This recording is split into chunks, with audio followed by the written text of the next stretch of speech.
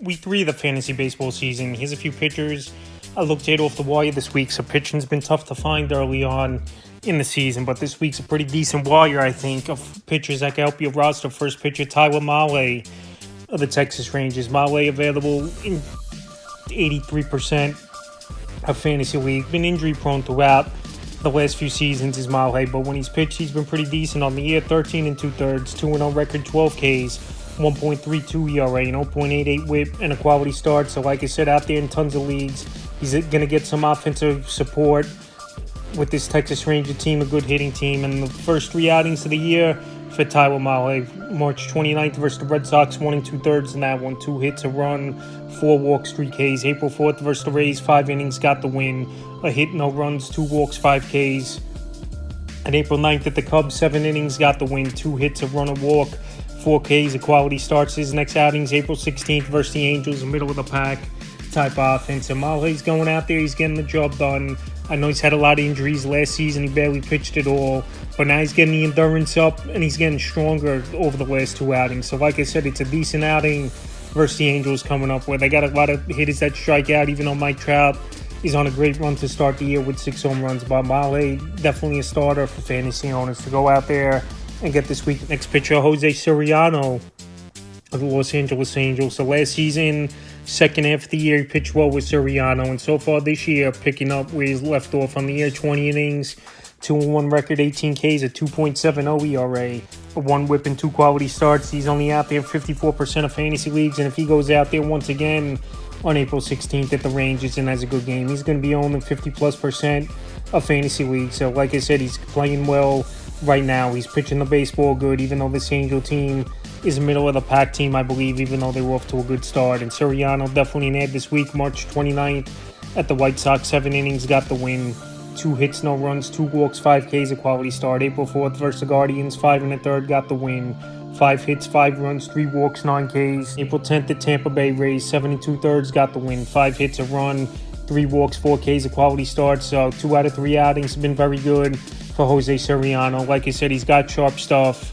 He's on a decent team that could score the baseball, but the bullpen obviously not good, and most of this rotation isn't good. But like I said, Soriano last season played well, and so far this season he's off to a nice start. So I think fantasy owners should go out there and get him this week. He'll have a decent K rate for fantasy owners. He goes pretty deep into the games with a decent rubber arm we've seen from him so far, and definitely a pitcher I would add this week. The next pitcher, Saravino of the Athletics. Saravino, I know he's 0-3 on the season, but he's still pitching good baseball, in my opinion, on the year. So Saravino, 24 2/3, 0-3 record, 21 Ks, a 4.39 ERA, and a 1.25 whip, and a quality start on the season. So Saravino, I know he's dropped in 4% of fantasy leagues. I know he's 0-3 on the year.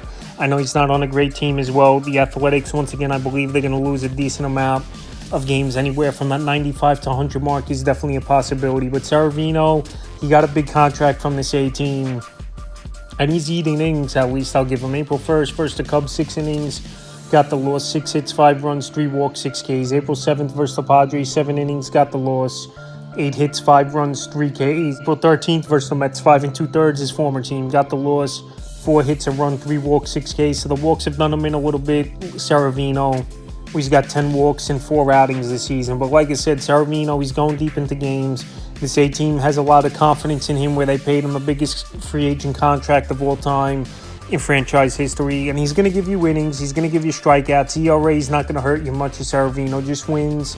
Obviously, going to be a problem, but a lot of pitchers don't get a lot of wins nowadays. So I think Saravino definitely can help fantasy owners this week. And he's out there in 59% of fantasy leagues. Even though he came off a bad start, I still think Saravino can help fantasy owners. Next pitcher, Max Meyer of the Miami Marlins. Another pitcher in a similar situation on a team that's not going to win a lot of games. They're probably going to lose 90 to 100 games as a Marlin team. And Meyer, he's out there in a decent amount of leagues, still at 62%. So one of their top prospects over the last few seasons in the system. And now the early going of the year, he's going out there and putting up numbers on the year. 18 innings, 1-1 record, 19 Ks, a 2 ERA, a 1.11 whip, and 2 quality starts for Max Meyer. So Meyer, like I said, he's pitching good baseball for this Marlin team. He's been a hot pickup over the last couple weeks here. But like I said, if he goes out there and has another good outing, he's going to be owned in 50+% of leagues. And fantasy owners aren't going to have an opportunity to get him. His next outing, April 15th versus the Diamondbacks tomorrow. March 30th versus the Pirates, 5 2/3, no decision. 5 hits, a run, a walk, 7 Ks.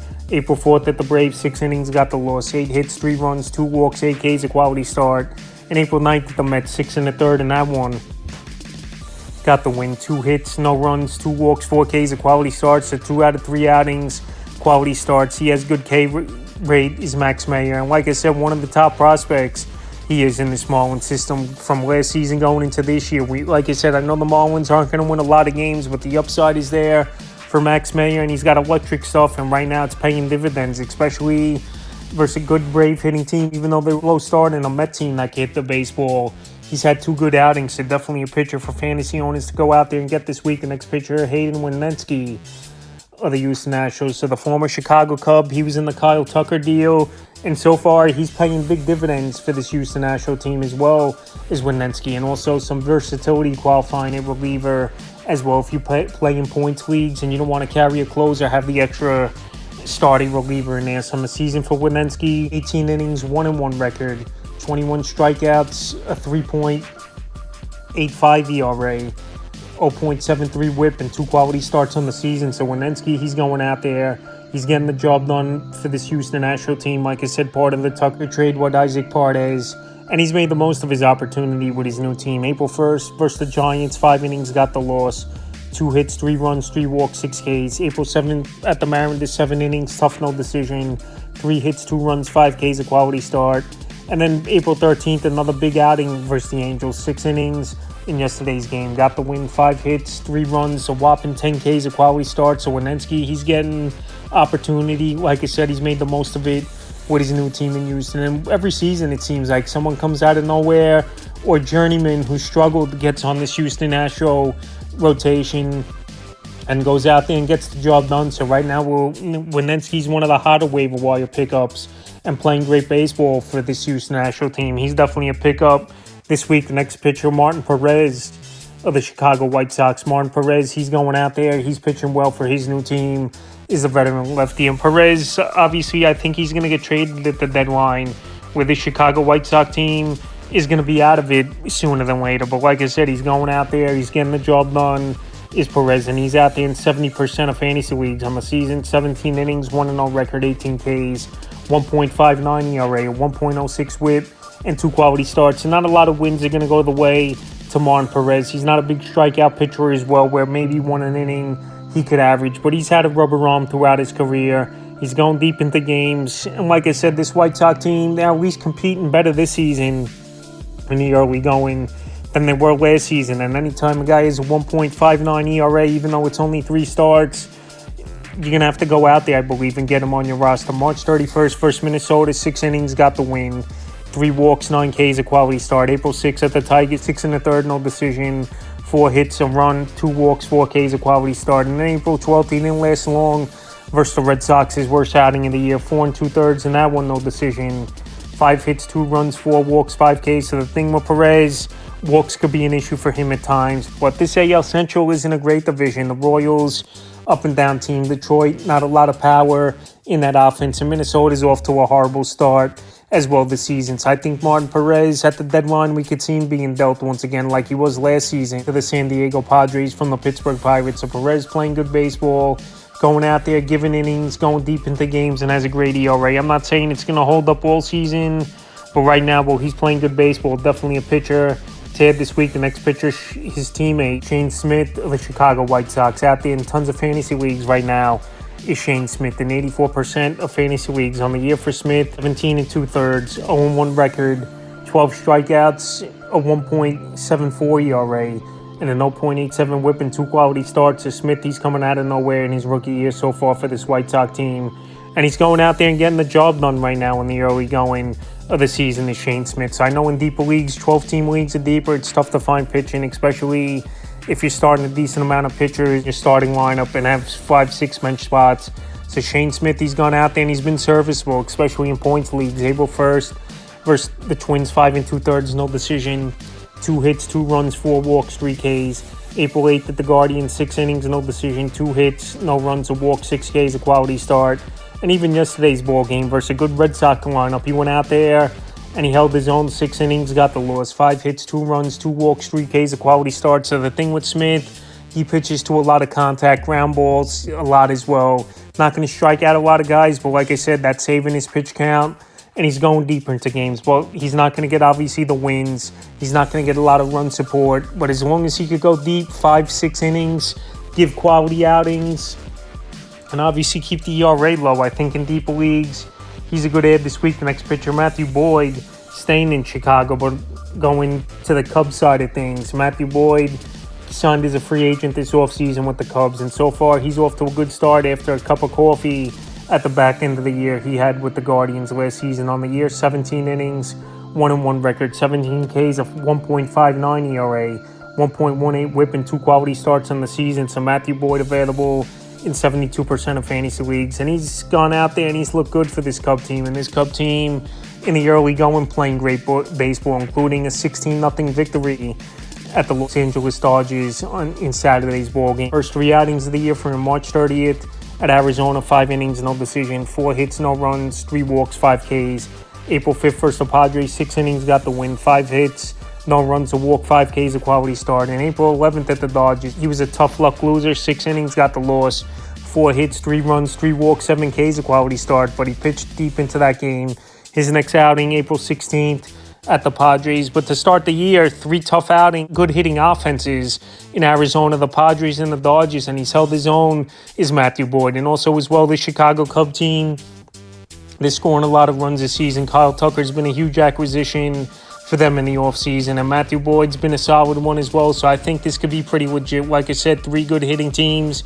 He's gone out there and he's pitched well versus Matthew Boyd. So right now, well, he's still out there in tons of fantasy leagues and one of the better pickups as well, I believe, on the wire this week. Definitely an ad this week is Boyd, available in 72% of fantasy leagues. Next pitcher, Easton Lucas of the Toronto Blue Jays. Out there in 80% of fantasy leagues is Easton Lucas, and he's looked good so far, filling in for Max Scherzer in the rotation. On the year, 10 1/3, 2-0 record, 11 Ks, no ERA, no .68 whip on the season. So his next outing here today versus the Atlanta Braves for Lucas. His first 2 outings of the year, April 2nd versus the Nats, 5 innings, got the win, a hit, no runs, 2 walks, 3 Ks in that outing. And then April 8th at the Red Sox, 5 1/3, got the win, 3 hits, no runs, a walk, 8 Ks. So the K stuff's look pretty good. Is Lucas, obviously not much tape on him, and it's more tape and more times he pitches, more teams obviously going to see what he has and make adjustments. But like I said, Lucas, so far he's going out there pitching well.